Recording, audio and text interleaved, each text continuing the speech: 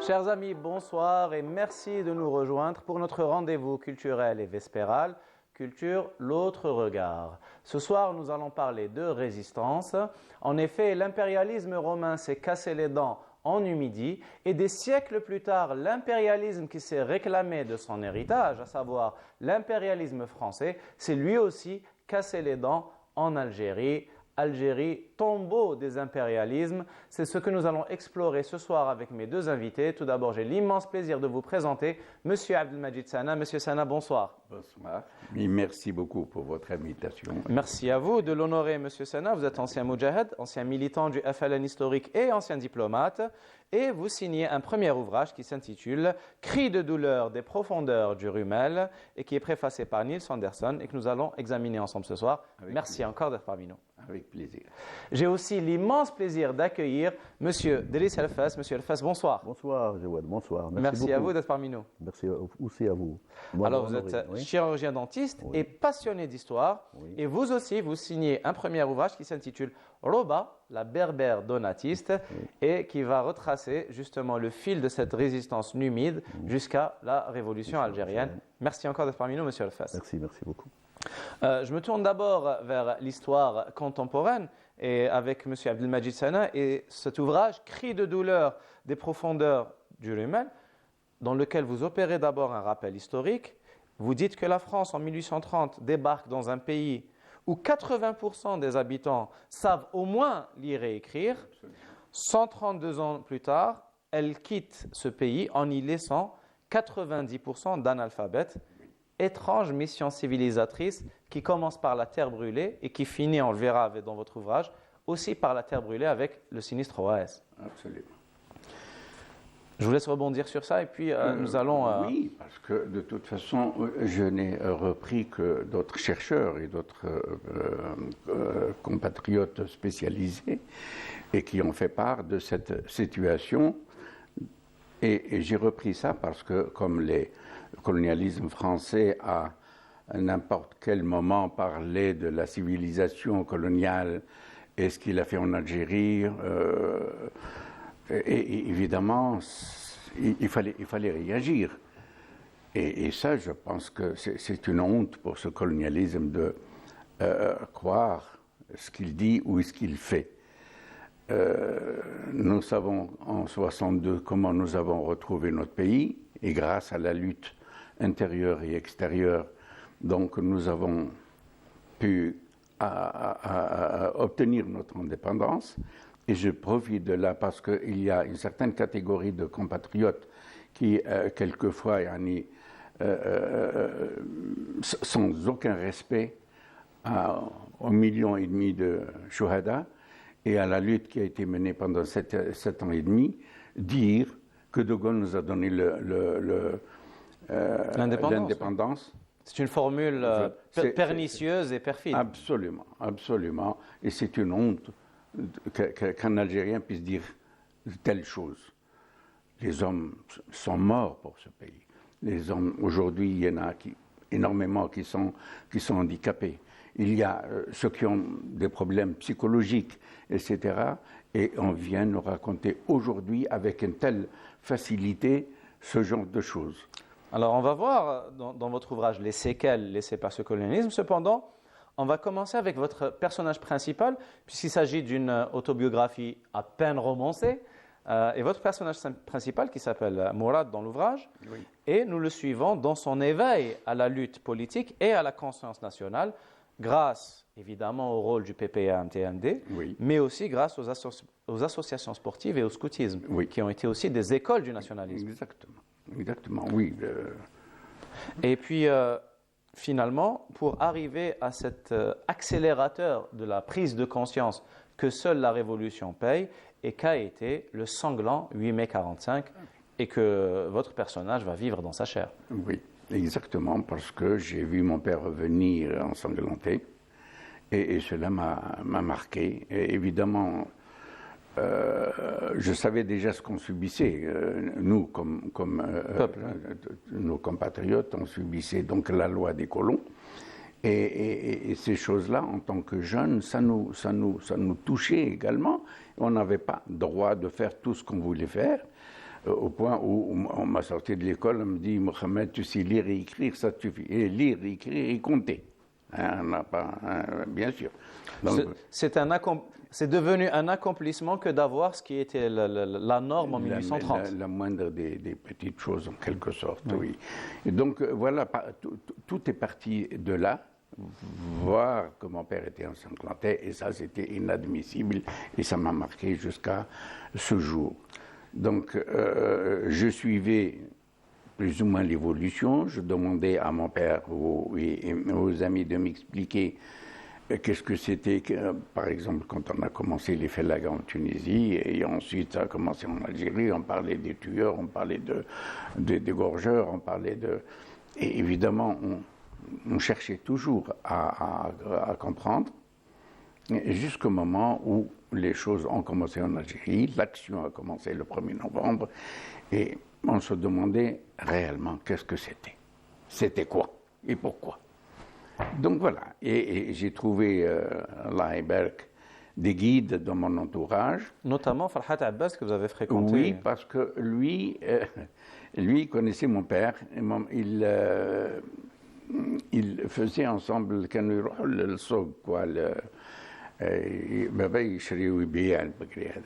puis, donc Farhat Abbas, je ne l'ai pas connu en tant que politicien, ou moi en tant que militant, engagé. Oui. Juste un garçon qui accompagne son père, parce que lui, il essayait de me former pour devenir un peu chef de famille, en quelque sorte, comme j'étais l'aîné. Et Farhat Abbas m'intéressait parce que quand j'allais avec mon père au marché, je l'accompagnais, Farhat Abbas me donnait de l'argent de poche. Alors, ce qui me faisait beaucoup plaisir, et je pouvais me payer des cacao, pizza. Donc voilà dans quelles conditions j'ai eu l'honneur de connaître Farhat Abbas, et par les quelques discussions que j'entendais, et puis je demandais aussi qu'est-ce que voulait dire l'indépendance, etc., etc. Et justement, vous avez, au déclenchement de la Révolution, votre père, enfin le père du personnage, mais de toute façon c'est votre autobiographie, vous maintient à l'écart du mouvement. Plus ou moins, oui. Vous comprenez que lui est engagé dans la cause, que c'est un militant, oui, qu'il fait partie d'un réseau du FLN. Cependant, vous êtes maintenu à l'écart, et à 17 ans, vous brûlez de participer au combat libérateur. Bien sûr. Et puisque votre père vous maintient à l'écart, vous cherchez absolument un contact pour rejoindre le maquis. Oui, j'ai cherché le contact, et pour moi, la révolution se passe seulement au maquis.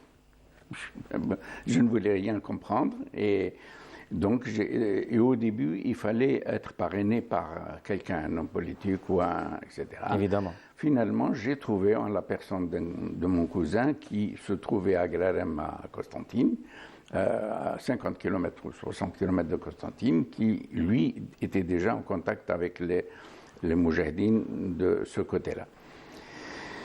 Et j'ai été jusqu'à chez lui pour lui dire, voilà, fais quelque chose, parce que moi, j'avais des informations quotidiennes selon lesquelles j'avais des amis qui étaient enlevés la nuit pendant par exemple, le couvre-feu, des copains qui étaient arrêtés, qui étaient assassinés, et puis j'avais un autre ami qui avait par la suite été arrêté et condamné à mort, Saïd Boulhalib, pour le citer, et je lui rends hommage à cette occasion, parce que ça a été aussi un exemple pour nous. Et donc tout est parti de là, jusqu'au moment où j'ai été rencontrer le Moujahidine du côté de Grarem, Jebel Msid Aïcha, et le Merra, etc., et Shebala. Et Homa, il voulait que je reste en ville pour essayer de les aider à partir de la ville. Oui, avec la logistique, les médicaments. Logistique, évidemment. Ils avaient besoin de mercurochrome, ils avaient besoin de pansements, ils avaient besoin de mille et une choses. De mille et une choses, des pataugas par exemple, des tenues, quelqu'un qui pouvait nous réparer les armes, des pistolets ou des trucs comme ça, surtout les mat 36 à donc. Et là, il a fallu chercher. je me sentais un peu jeune pour faire ça et aller affronter des personnes âgées. 40, 50 ans, moi à peine 17, 18 ans. C'était un peu difficile. Et puis finalement, je me suis lancé, je n'ai pas eu peur. Et grâce à la réputation de mon père, etc., donc les gens me faisaient confiance malgré mon jeune âge. Oui, vous êtes même fait une petite réputation et un petit surnom, le Beldé. On va y revenir et on va découvrir les pérégrinations de ce Beldé. Mais avant cela, on va opérer un petit grand bond dans le temps Inch'Allah. et dans l'histoire avec Délice El-Fès et Roba, la berbère donatiste. Vous aussi, vous soulevez l'enjeu historique de cette grande figure. Et vous dites, durant ma scolarité primaire à l'école coloniale, l'instituteur ne cessait de ressasser la litanie de nos ancêtres, les Gaulois. C'est hilarant. Les murs, et vous dites, les murs de la classe restaient muets, car rien n'était gaulois en nous. La Gaule n'était pas la Numidie africaine, couloir des civilisations. Bien sûr, oui, bien sûr, très clair. D'abord, je vous remercie de m'avoir invité. C'est un plaisir de vous recevoir, après celui de vous avoir lu. D'accompagner un résistant en 2024, qui est toujours ici présent, de notre grande révolution. Donc, et ça me fait vraiment plaisir, sincèrement, vraiment plaisir. Et puis, concernant mon ouvrage, d'abord, j'ai commencé par ce début, parce que j'étais inspiré. Et puis, je me suis dit, effectivement, rien n'était gaulois en nous. Absolument rien. Même nos habits, nos haillons. C'était des haillons, c'était pas des... Et serions-nous aussi dépourvus d'histoire qu'on doive... Effectivement. Donc, c'était... Alors, vous vous référez justement à cette Numidie, Oui. qui correspond au bloc historique qui a fondé l'Algérie moderne. Et vous êtes hanté notamment, mais littéralement hanté, littérairement d'ailleurs hanté, par cette figure de Roba, que vous avez portée dans votre esprit.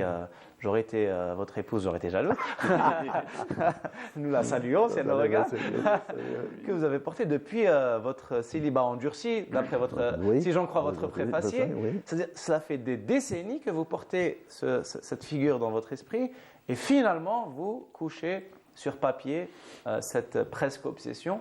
Alors, qui est Roba, la berbère donatiste, cette résistante, et qu'est-ce qui a fait, qu'est-ce qui a nourri votre fascination pour elle, pour cette figure? Vous savez, ce travail, ce roman n'est pas né comme ça. C'est 23 ans de recherche. Exactement. Oui, c'est 23 ans de recherche bibliographique, donc de proximité et sur le terrain, de Sfizef, Sid et Benyan, et aussi Bouhanifia. Donc Roba, Jbel Roba, pour moi c'était un Jbel anodin, donc que nos mères faisaient un léger pèlerinage avec toute femme qui désirait une fille, donc devait passer par Jbel Roba, donc faire des prières et puis déposer, allumer une bougie et prier pour avoir. Et si par hasard la maman, le bon Dieu lui offrait donc, une fille, selon elle est automatiquement prénommée Roba. C'est pour cela que dans notre région, le prénom Roba existe de façon et puis même répandu même au niveau de toute l'Oranie, hein, de Tlemcen à Relizane, à Mascara. Et ce qui est intéressant dans c'est que c'est une partie de l'histoire d'Algérie qui était méconnue. Même actuellement, rares les gens qui connaissent le donatisme. Certes, alors qu'on nous trompette Augustin à tous les vents. Effectivement. Donc, et c'est ça qui m'a donné l'envie, en lisant, en plongeant dans l'histoire de l'Antiquité de mon pays, ça m'a donné une envie terrible de connaître vraiment l'histoire de l'Antiquité de mon pays. Et puis, à travers Roba, j'ai étudié le donatisme et j'ai encore été émerveillé de me sentir un Algérien résistant. Parce que le donatisme est une tranche de l'histoire de l'Algérie, de la résistance de l'Algérie antique qui s'est répandue donc, jusqu'à l'ère contemporaine. Donc, ce que j'ai conclu, en fin de compte, que la résistance algérienne, elle est antique. Et puis, elle s'est répandue de génération en génération jusqu'à la révolution, la glorieuse révolution de 1954. C'est ça qui m'a... Et puis, Roba m'a donné cette fierté. Parce que dans notre glorieuse évolution, si je fais un bond sur la période contemporaine, beaucoup de femmes algériennes ont été l'héritière de cette Roba. l'héritière de Roba. Je parle de Fatima Nsoumer, Hassibat Boali, Bouhired, Arras, Rqaya de notre région. Et je citerai beaucoup de noms de notre région, Bendimred, Soria, beaucoup de dames de notre région et puis de toute l'Algérie qui ont été, qui sont à attachées à l'avant-garde, sont attachées à notre glorieuse évolution. Et Roba est l'une de leurs figures de tutelle, effectivement. Et c'est là, mais ce qui est important, ce que j'ai découvert aussi entre la révolution, Tana, et la résistance du peuple numide à travers le donatisme, c'est la notion de religion. Ce peuple numide qui était dépourvu d'armes, ni d'armées, et puis face à une puissance étrangère qui a fait le tour du monde, donc qui est passé par la Mésopotamie, et puis se trouve chez nous, avec son armée de part, des légionnaires, donc chez nous. Et puis il y a une résistance, une église qui s'est proclamée du foncier, c'est-à-dire elle est venue pour occuper le pays et puis être le grenier de Rome. Donc c'était beaucoup plus un problème de foncier. Absolument. Et puis, oui, c'est une église très près de la terre. Exactement. Exactement. Plutôt que du ciel. Et puis cette habileté du peuple numide à travers Dona, qui ont tout de suite compris qu'il fallait faire face à cette église. À ces velléités, oui. Donc, en créant une deuxième église, en disant que votre baptême, vous les catholiques, nous on ne l'accepte pas. Nous avons notre baptême. Et vous savez que le baptême, c'est un problème d'autorité spirituelle. Bien sûr. Donc vous avez, vous, l'empereur, et nous avons notre dona. Donc tout numide qui a été baptisé par l'Église catholique, s'il veut, s'il veut intégrer l'Église donate, il faut qu'il se fasse rebaptiser par nous. Et c'est ça. Et c'est ça, cette forme de résistance face à cette Église colonialiste, impérialiste. Et aussi... Wow. On le découvre dans votre ouvrage, il y a cette fusion entre le donatisme et le mouvement qu'on a appelé de manière un peu péjorative circoncilion, c'est-à-dire étymologiquement qui tourne autour des greniers, des celliers, et qui était en fait une insurrection paysanne. Oui. Or, on voit là encore le parallèle entre la résistance numide et la révolution algérienne, c'est-à-dire finalement cette fusion, au-delà de l'aspect religieux, cette fusion entre les intellectuels, Donat, Cyprien, Tertullien, Roba, et les masses paysannes qui ont porté à bras le corps la résistance contre l'impérialisme romain hier et français, ou plutôt romain avant-hier et français hier. Oui, parce que les circonciliants, comme adorer les Romains, et puis à leur tête leur vassal Saint-Augustin, il faut le dire, ça c'est l'histoire. Oui. C'était un larbin de Rome qu'on a porté au nu. Au nu, bien sûr, il fallait guérir, Rome quand même c'est une civilisation. Donc il fallait guérir le mal par le mal. Ils ont trouvé Saint-Augustin et sa mère Monique qui l'encourageait. Donc ils ont fait de Saint-Augustin un élément pour, de ralliement et pour faire face à leurs concitoyens donatistes. Et c'est ça, il y avait Donat, il y avait Saint-Augustin. Deux numides antiques algériens, deux conceptions totalement différentes. Antagonistes. Oui. Pour Donat, on ne peut servir de maître. Voilà, exactement. Alors que pour Augustin, l'apôtre, c'est-à-dire le Christ, le christianisme, ne vient pas pour libérer l'esclave, mais pour le rendre bon. Exactement. Voilà. Et puis, dans le circoncilion, ils ont rallié l'église donatiste. C'est-à-dire, ils ont trouvé dans l'église donatiste une façon de s'exprimer. Certes. Et je vous dis, ils étaient campagnards. Et de s'organiser aussi. C'est de s'organiser. Donc, pour moi, à travers ce que j'ai lu, à travers mes recherches, pour moi, les circoncilions, ces enfants de la terre n'ont rien à voir avec la culture romaine. Ils ne parlaient pas leur langue. Certes. Il parlait les puniques. Ça veut dire qu'ils ne s'habillaient pas comme Rome. Ils n'avaient rien à voir avec l'Église. Hein. C'est une façon pour eux de s'intégrer dans la lutte anti-romaine. Donc il fallait être aux côtés des donatistes. Quoique, même les donatistes étaient gênés par la fougue des circonciliants. Les saints. C'était des saints. Certes, d'ailleurs, d'où l'ouvrage d'Ahmed Akash, voilà, la révolte des saints. Oui. Ahmed Akash, son ouvrage est unique. Oui, c'est une merveille. Ah, unique. Donc, j'ai beaucoup apprécié, j'ai beaucoup pris de l'ouvrage d'Ahmed Akash, donc à travers les circonciliants. Et cette façon de faire des donatistes, ça veut dire que, à côté de l'Église catholique impériale, je le répète, catholique impériale, colonialiste, parce que le mot colonialiste est moderne, donc dans mon ouvrage. Certes. Pourquoi ? Je voulais d'abord, à travers Roba, cette résistante Munumide, donc faire un roman et puis intégrer des mots contemporains, modernes. Oui, pour faire une lecture de l'histoire. Ça veut dire ne pas citer les circonciliants comme des éléments qui ont fait face des voyous. Oui, mais au contraire. Selon l'historiographie romaine, des pillards. Mais au contraire, c'était des résistants. Des résistants. C'était des paysans et puis des prolétaires.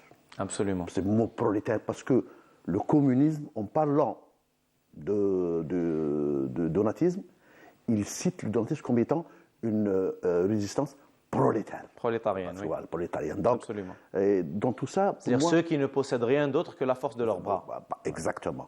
Et c'est ça qui m'a... Donc, Roba est une fille de la campagne, est une fille qui est née chez nous, et ce qui m'a beaucoup encouragé à continuer ma recherche, c'est que cette géographie, Msid, Jbel Roba, à côté, à Kouassirens, Bouhanifia, où le frère de Roba était évêque de la basilique donatiste, donc c'est la campagne, et puis Benyen, ex-Alamriaria, la citadelle, moi je dis, c'est la citadelle donatiste, là où est enterré Roba, sous la basilique de Roba.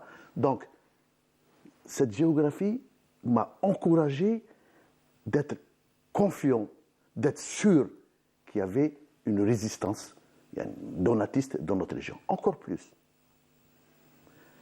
J'ai découvert un site à 7 km de Jbel Roba. Ça veut dire accidentellement, suite à des trucs, donc suite à une étude de proximité. Oui. Et un M. Sabri Habib qui est mort, qui avait 95 ans, en apprenant que je faisais des recherches sur... il m'a dit tout simplement, mon fils, Souabria, quand j'étais enfant, quand nos parents faisaient leur labour, ils ramenaient en surface de la poterie et puis de la monnaie. Et puis, quand on partait avec cette monnaie au village, à Merci-Lacom, à Svizef, acheter, ils nous disaient non, ça c'est une monnaie ancienne, elle ne passe pas. Et puis, avec la région, moi, enfant de la région, le Oula Aïn al-Qarmoud. Mais je ne savais pas pourquoi Oula Aïn al-Qarmoud, il y a une source antique. Mais je ne savais pas. Ce qu'en découvrant ce site, que j'ai compris, les tessons qui étaient soulevés et mis en surface, c'est des tessons de porcelaine, de trucs. Donc les gens disaient que c'est une source de tessons Taqarmoud. Et c'était en surface. Hein. C'était en surface. Je les ai trouvés en surface. Donc j'ai pris quelques tessons. Donc j'ai averti l'autorité locale qu'il y avait des tessons. Et je les ai pris au musée. Donc Ahmed Zabana. Ils ont daté. Et ils ont donc certifié que c'est des tessons qui dataient du 2e et 3e siècle. Donc ça m'a réconforté. Donc je me suis dit effectivement, donc il y avait une population qui était ici, dont des gens, il y avait une résistance qui était ici.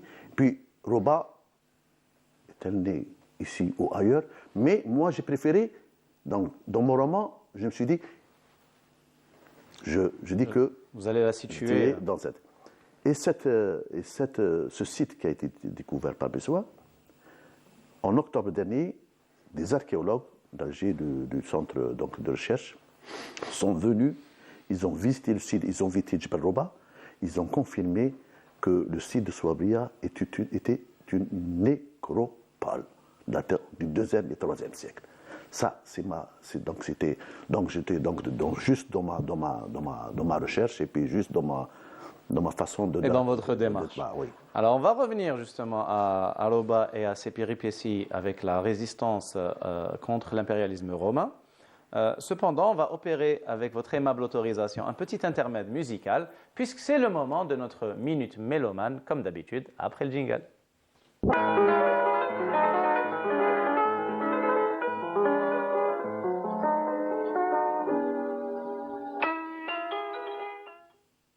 Notre aimable équipe a choisi pour vous ce soir Mohamed Assaf, Sa'amutu Hurran.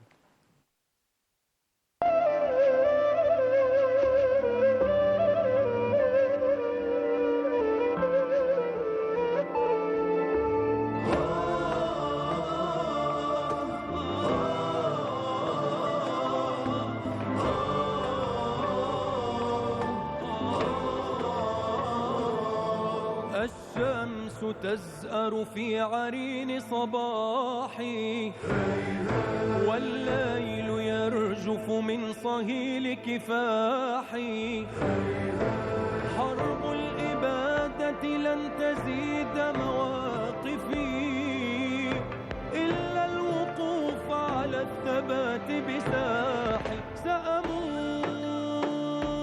حرا أو أعيش بعزة أروي ترابي من نزيف جراحي سأكون صقرا في سمائك موطني أحمي حماك بمخلبي وجناحي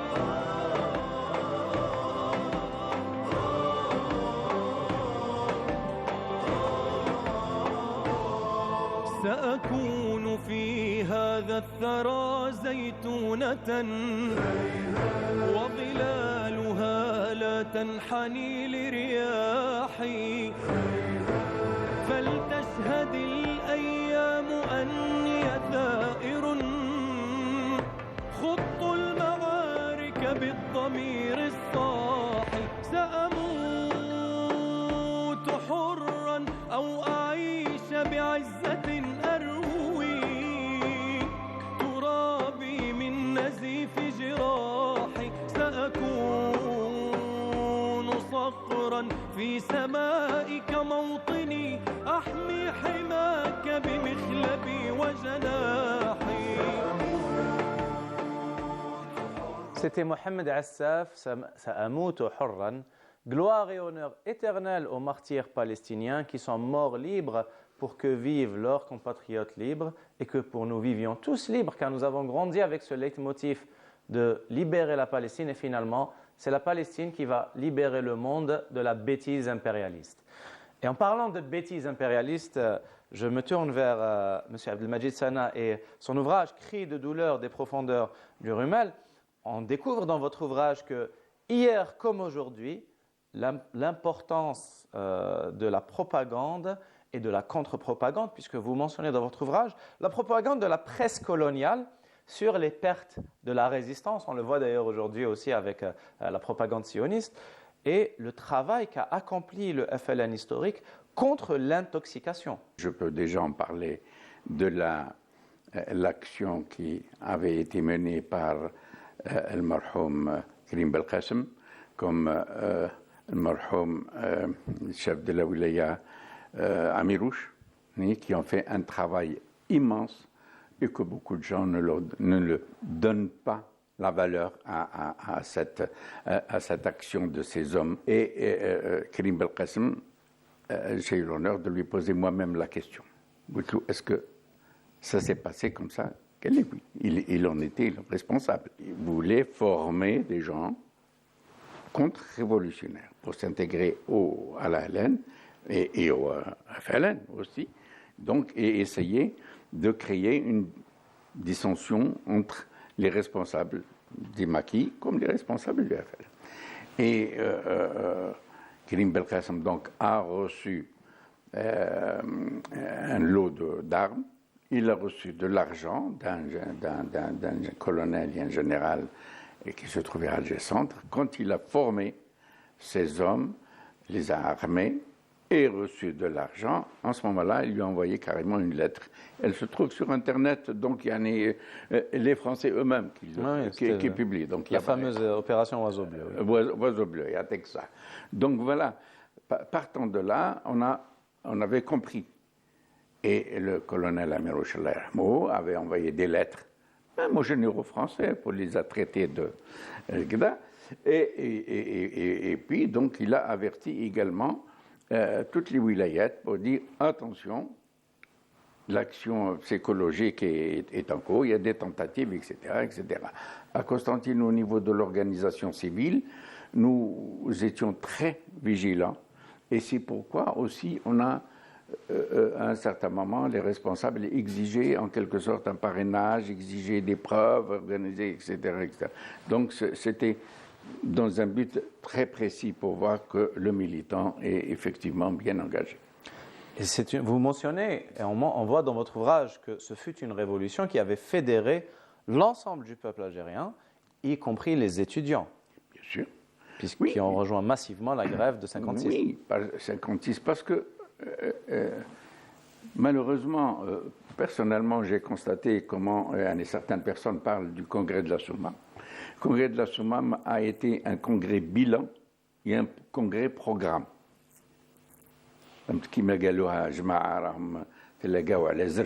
Non, c'est faux. Donc le congrès de la Soumam a fait un bilan après 2 ans d'action, 54-56, août 56, le FLN a fait le bilan. Qu'est-ce qu'on a fait et quelles sont les insuffisances? Effectivement, il a recensé tout ça, avec l'aide, bien sûr, des maquisards dans les maquis, avec les responsables du FLN, à l'intérieur comme à l'extérieur, etc. Alors que les gens ont tendance plutôt à parler de dissension. C'est faux. C'est faux et archi faux. Donc, l'action de congrès de la Soumam est terminée avec une plateforme. Cette plateforme, c'est quoi? C'était de créer des relations entre les maquis, d'abord. Oui. Et donc, c'était la même action, le même objectif, les mêmes qui ont été comblés par la plateforme. Maintenant, il a opéré autre chose dans le futur. Oui. Cette révolution doit sortir, doit aller ailleurs, on doit quitter nos frontières. Il faut internationaliser la cause notre action. Et ça a été fait par des hommes extraordinaires. Quand on lit ce qu'ils ont fait, quand on les voit. Moi, j'ai eu la chance et l'avantage d'avoir rencontré beaucoup parmi eux à partir de 58, quand j'ai pu rentrer en Suisse. Et j'ai rencontré tous ces hommes-là. Il faut voir, c'était de véritables maquisards. Mais Yoklouch, par exemple, il y avait des moments où il n'arrivait pas à manger, il n'avait donc, ça a été une action. Alors, à partir de l'action et extérioriser notre révolution, internationaliser le problème algérien, ils ont commencé par déjà quelques actions précises. Par exemple, la création du GEMA. Par exemple, la création de la Fédération de France, la création du Croissant Rouge algérien. Ouais. Parce que beaucoup, quand ils entendent parler du Croissant Rouge algérien, on s'imagine juste pour donner à manger à ceux qui n'ont pas à manger. Non. Le Croissant Rouge algérien, avait ses objectifs définis. La mission, par exemple, la mission du FLN qui avait été créé à Lausanne avant la création du GPRA. Et aussi, trouve l'action du FLN qu'un pays comme la Suisse, un pays neutre, qui seulement par la suite avait accepté la médiation entre l'Algérie et la France, a facilité la présence du croissant rouge algérien sur ces terres. Ouais. Au point de se trouver dans le collimateur de... Mais bien entendu, avec le pays voisin qui est la France coloniale. Et la mission du GPRA, qu'on appelait à l'époque d'abord du FLN, puis le GPRA après. Et donc, il y avait deux missions qui se complétaient. L'une humanitaire, l'autre politique, vis-à-vis des Suisses. Et c'est ça. Et ça nous a donc permis, par la suite, en dehors de Genève, d'ailleurs, c'est Tayyip Boulharouf, qui a créé la mission du GPRA, du FLN à Lausanne, et Dr Bentami aussi à Genève. Et puis les choses se sont développées. Je vous dirai, si j'ai le temps de le dire, par exemple, quelle a été la mission du Croissant Rouge algérien. C'est qu'à partir de ce moment-là, il fallait dénoncer la torture, il fallait dénoncer les condamnations à mort et les exécutions par décret. Hein? Oui. Par la guillotine. La guillotine, oui. Je suis désolé parce qu'il y a des moments où il y a des. C'est pas un souvenir gai à évoquer. Donc la guillotine, nous avons exigé et obtenu avec les responsables du CSIR, avec lequel nous étions en contact permanent. Et nous avons fait même des amis qui respectaient ce peuple et qui nous ont aidés donc à savoir où étaient les camps, quel genre de camps, parce qu'il y avait les camps de rétention, différents camps, et il y avait les camps secrets. Et là, on n'avait absolument rien, on ne savait absolument rien. Sauf qu'il y a eu un travail qui a été fait au niveau des maquis, où la population, d'ailleurs je leur rends hommage aujourd'hui, si vous me le permettez, ce sont des gens qui faisaient attention au passage des véhicules en France. Pourquoi il y a ce camp-là? Il y a de l'armée, mais pourquoi il y a ce camp? Et c'est à partir de là qu'il y a eu un recensement qui nous a permis donc d'avoir une liste de suppositions, de camps supposés, qu'on a remis au CICR. Et lui, évidemment, à travers ses recherches, il y a eu quand même plusieurs missions officielles de délégation du CICR qui sont venues en Algérie malgré l'opposition de la France. Donc, voilà, donc, et tout ça, ça a cessé, évidemment, les condamnations à mort.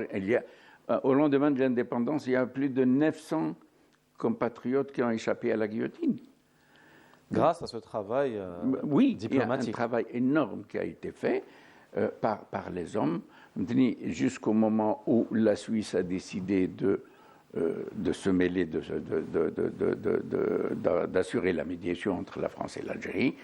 Et ces hommes que j'ai eu l'honneur de connaître, en dehors de la délégation algérienne dans laquelle je faisais partie d'un groupe qu'on appelait de logistique.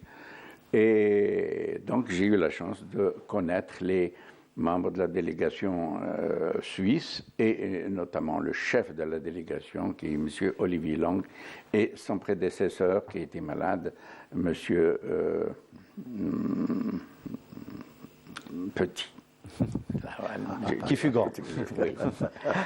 Alors, on va revenir justement sur ce rayonnement international de la Révolution. Cependant, on va opérer un petit intermède, cette fois-ci littéraire, et ensuite nous ferons un bond dans le passé avec Roba la Berbère Donatiste. Cependant, c'est le moment de continuer d'explorer notre livre de chevet, comme d'habitude, après le jingle.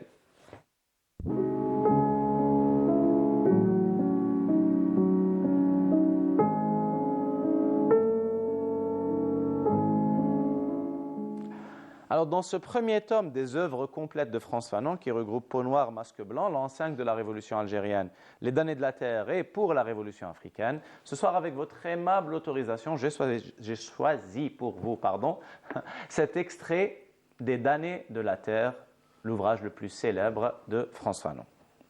Dans les régions colonisées, où une véritable lutte de libération a été menée, où le sang du peuple a coulé et où la durée de la phase armée a favorisé le reflux des intellectuels sur des bases populaires, on assiste à une véritable éradication de la superstructure, c'est-à-dire de l'idéologie, puisée par ces intellectuels dans les milieux bourgeois colonialistes. Dans son monologue narcissiste, la bourgeoisie colonialiste, par l'intermédiaire de ses universitaires, avait profondément ancré, en effet, dans l'esprit du colonisé, que les essences demeurent éternelles, etc., en dépit de toutes les erreurs imputables aux hommes. Et l'occidental reste pur et supérieur, quelles que soient les bavures, soi-disant, qu'il pourrait commettre. Ça, c'est moi qui commente. Les essences occidentales, s'entend. Le colonisé acceptait le bien fondé de ses idées et l'on pouvait découvrir dans un repli de son cerveau une sentinelle vigilante chargée de défendre le socle gréco-latin. Or, il se trouve que, pendant la lutte de libération, au moment où le colonisé reprend contact avec son peuple, cette sentinelle factice est pulvérisée.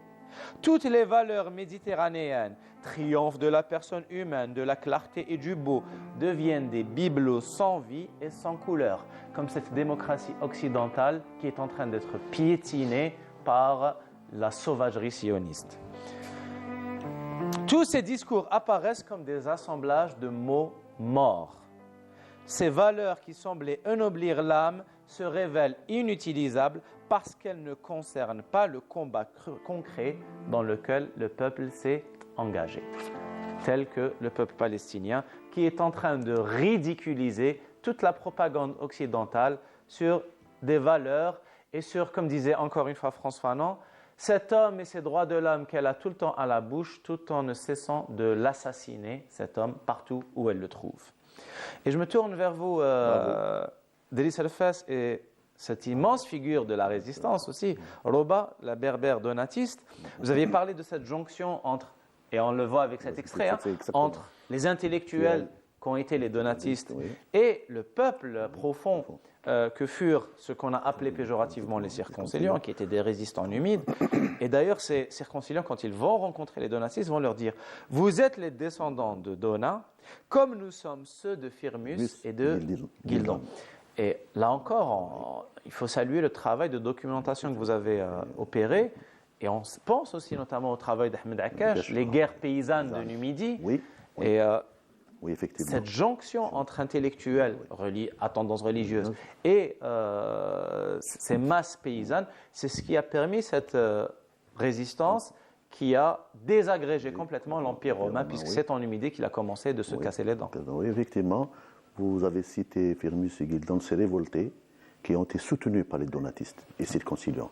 Donc c'est un soutien extraordinaire que c'est des frères, c'est Firmus et Gildon. Tout à fait. Et puis, donc, ce qui est intéressant à travers Roba, parce que quand on parle de Roba, on parle de la résistance antique en Numidie. Absolument. Et puis on parle aussi national, du terme national. Tout à fait. Donc moi je voulais insister sur le fait que, autant que la Révolution, le mouvement donatiste était national. C'est-à-dire que Donat, qui est né à Négrine, puis à l'est, à côté de Tébessa, puis qui est devenu évêque de Baraï, donc à côté de Khenchla, ses adeptes se trouvaient en Mauritanie occidentale. Absolument. Donc c'est un mouvement qui est national. Tout à fait. Qui était national. Et c'est ça qui est important. Qui a traversé l'ensemble de la Numidie. L'ensemble de la Numidie. Donc de Négrine à Svizev, à Bouhnifia, jusqu'à Guipassaria, Hunayn, en passant par Aboulaye, Aïnt Mouchent, Pomaria, Temouchent, Tlemcen. Donc tout ce mouvement, il était national et en plus politique. C'est un sentiment religieux politique. Donc, et c'était une résistance face à une présence étrangère impérialiste. Donc, c'est la notion de national qui est importante dans le mouvement donatiste. Absolument. Aussi politique, très importante, et un mouvement aussi social. Tout à fait. Un mouvement social. Donc, toute cette façon de faire des donatistes, accompagnés des circonciliants, on fait de l'Algérie antique un mouvement de résistance qui s'est développé jusqu'à la période contemporaine où le peuple algérien contemporain a été toujours un peuple résistant. Donc Roba, la donatiste, est le symbole dans notre région, est le symbole d'un mouvement de résistance antique, national, bien sûr. Et anti-impérialiste. Et anti-impérialiste. C'est ça qui est important. Et l'impérialisme, l'une de ses meilleures armes, comme disait Steve Bikes, le fameux résistant, c'est le cerveau du colonisé. L'impérialisme aime présenter des figures locales comme garantes de l'authenticité de ces pseudo-valeurs. Et on la voit avec la figure d'Augustin, et notamment, vous le mentionnez dans le roman, dans le concile de Carthage. Carthage, je voulais en parler, oui.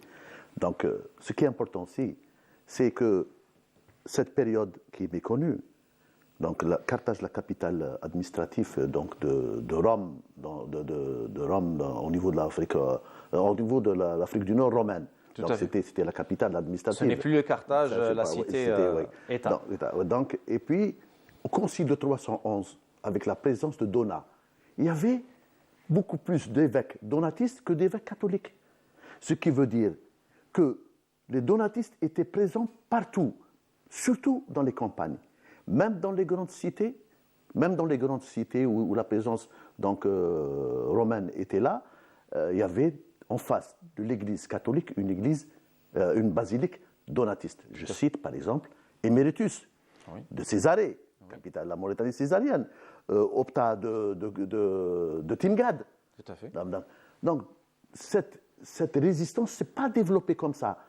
C'est une résistance qui existait donc, à travers son église, résistante face à une église catholique, inféodée aux intérêts romains. Aux intérêts. Donc c'est ça qui fait le charme de cette résistance numide, antique. Donc tout ça. Et pourtant, et dans le concile de 411, quand ils ont façonné, quand ils ont trouvé donc l'intelligentsia impérialiste romaine, ont trouvé donc toujours il faut guérir le mal par le mal. Donc ils ont trouvé en Numidie un Saint-Augustin. Donc il fallait travailler, ils l'ont emmené sur Milan, ils l'ont travaillé, ils l'ont fait du théâtre. Donc ils ont fait de lui un opposant. D'abord il était très intelligent, autant que Donat, un très bon rhéteur. Certes. Un très bon rhéteur. Certes. Oui, très bon rhéteur. Et puis ils ont donc façonné ce personnage et ils l'ont mis face aux donatistes. Au concile de Carthage, il y avait autant d'évêques donatistes que d'évêques catholiques. Et c'est là que Saint-Augustin a trouvé le moyen. C'était beaucoup plus. Ce n'était pas un concile, c'était beaucoup plus un tribunal. Oui, c'était presque un guet-apens. Un tribunal où on était en train de juger les donatistes pour les condamner. Ils ont réussi à les condamner. Et Emeritus, tellement que Emeritus l'a mis mal à l'aise, Saint-Augustin, il a continué. Donc, une fois le concile terminé, il est parti même chez Emeritus pour l'attaquer. Emeritus vieux, il a abdiqué. Il ne pouvait plus. Donc, il n'a pouvait plus. Donc, Saint-Augustin a été l'un, notre numide. Oui. Notre numide. Donc, il a été pour beaucoup. Oui, ça a été le fer de lance.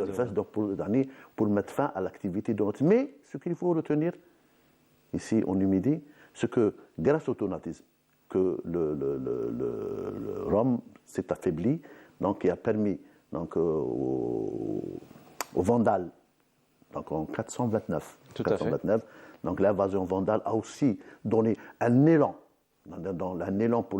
aux donatistes pour continuer leur lutte, parce que les Ariens, donc leur culte, ils ne ressemblent pas beaucoup aux donatistes, mais en fin de compte, ils ne font pas cas de la hiérarchie de Rome, effectivement.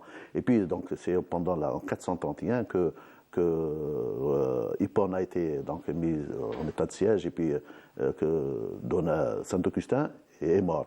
Et ce qui est important aussi, c'est que pendant cette période, où Roba s'est exprimé. c'est-à-dire entre 429 et 431, où il y avait pour moi un travail de sensibilisation extraordinaire dans notre région, à travers Roba, Honoratus, Julia Geliola, donc c'était tous des donatistes, le prêtre Victor, et puis Némésamus n'a pas assisté au concile de Carthage, mais il avait toujours soutenu, ils disent, l'histoire, disent que Némésamus, évêque d'Alla Miliaria, était catholique, mais en fin de compte, l'Église catholique n'existait pas. Donc, en tout cas, ce sont des arguties historiques qu'il faut préciser. Néanmoins, on apprend l'histoire et cependant on le fait de manière romanesque avec cet ouvrage Roba, la berbère donatiste d'Elis El-Fas. Merci beaucoup, Dr El-Fas, d'avoir été parmi nous. Je me tourne vers Abdelmajid Sana pour le mot de la fin. Monsieur Abdelmajid Sana, donc on a vu dans votre parcours, dans cette autobiographie romancée, que la révolution algérienne, sans chauvinisme, fut l'une des plus grandes révolutions de l'histoire de l'humanité. Cela rappelle un peu la phrase de François Fanon. Il nous semble que les lendemains de la culture, la richesse d'une culture nationale, sont fonction des valeurs qui ont hanté le combat libérateur. C'est aussi ça l'intérêt de votre témoignage. Oui, comme je l'ai dit, mon témoignage a été aussi... je le répète, je ne suis pas écrivain et j'ai écrit parce qu'il y a eu une promesse avec les Fidaïettes et Fidaïines de Constantine à un moment donné où nous avons décidé, nous étions à peu près une douzaine, 12, et il y en a une, Fadela Sadan, qui a dit « Li yi'ish fina yikteb alina ». Et finalement, il y a quelques années, je me suis rendu compte que j'avais pris un engagement avec d'autres Fidaïettes et j'ai été voir Fatima Nuiwa, c'est l'occasion d'évoquer aussi son nom, l'infirmière, et à partir des années 58, elle formait des infirmières qui allaient au maquis aussi. Donc elle était maquisarde et elle a formé des infirmières. Et donc avec ce roman, enfin cette autobiographie romancée, Cri de douleur des profondeurs du Rummel, vous aussi, vous tenez la promesse que nous a fait faire Didouche Mourad. Si nous tombons, défendez notre mémoire. Exactement. Abdelmajid Sana, merci beaucoup d'avoir été parmi nous. Docteur Elis El-Fas, merci encore d'avoir été parmi nous. Et les meilleurs pour la fin, chers amis. Inch'Allah kun khfaf alaykoum. Merci de nous avoir accueillis chez vous. Je vous souhaite une excellente fin de soirée et je vous dis à très bientôt.